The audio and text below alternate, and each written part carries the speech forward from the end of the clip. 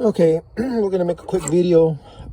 These style of lines, they've been around, and you can see they got like metal and they seat, kind of like a JIC kind of sort of thing, where you have two different angles that create a seal. They create a mechanical seal between the metals, and that way you don't have no coolant. This one is actually for coolant on a DD, I think 13. And so what happens is, the purpose of this video is to just kind of remind everybody, the rule of thumb is you screw it in with your fingers, and when it stops, you go one flat, and that's it. But there is a torque value. If you know the torque value, that's what you're supposed to go to. And the torque value is going to guarantee that you have, of course, you know, before you do anything, you clean this and you clean the other end and, you know, brake clean or whatever, wipe it down, and then you go ahead and do it that way.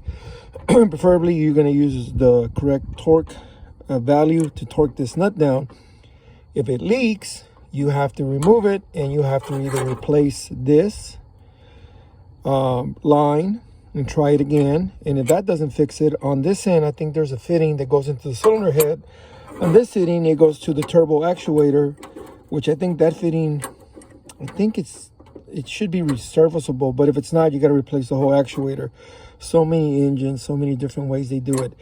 Of course, this is a very similar design as what you see. Similar, not identical, but you see similar design in the fuel lines on the common rails.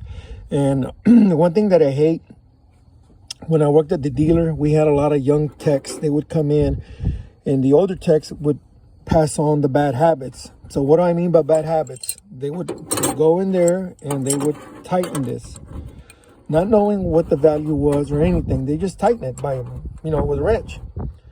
And if it leaked, they tighten it some more. And if it leaked, give it another nudge. And, you know, when you go to engine school, if you go to Cummins, CAT, or whoever, they tell you there's a reason why you have to use the value. And if it doesn't correct the leakage, you have to replace the common rail tube or whatever. Because if you don't, what will happen is you're going to have that. You're going to have a break. Luckily, this was a coolant line. And for those of you that don't know, extended life coolant is flammable. If it hits a turbo, if it's hot enough, it will ignite. Coolant is flammable. I've seen it too many times. But anyway, you will have a break.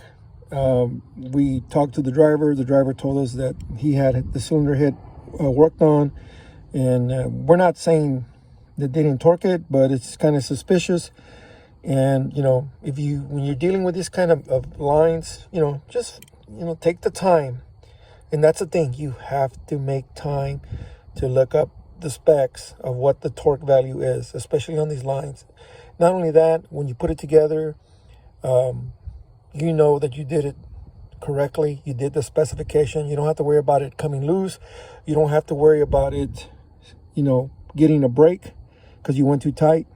So anyway, just thought I'd share. Oh, and by the way, this truck went down east of Schulenburg, and that's about a 110-mile run one way to go get this guy. But it's one of those things, by the time the record would get to him, get him to the shop, they put him in line, he's gonna have to wait 2 or 3 days, versus he just pays us. We go get the part, run out there, take some coolant with us, replace the part, and you know, get him going. And the guy's rolling, and he's on his way to Florida. Thanks for watching.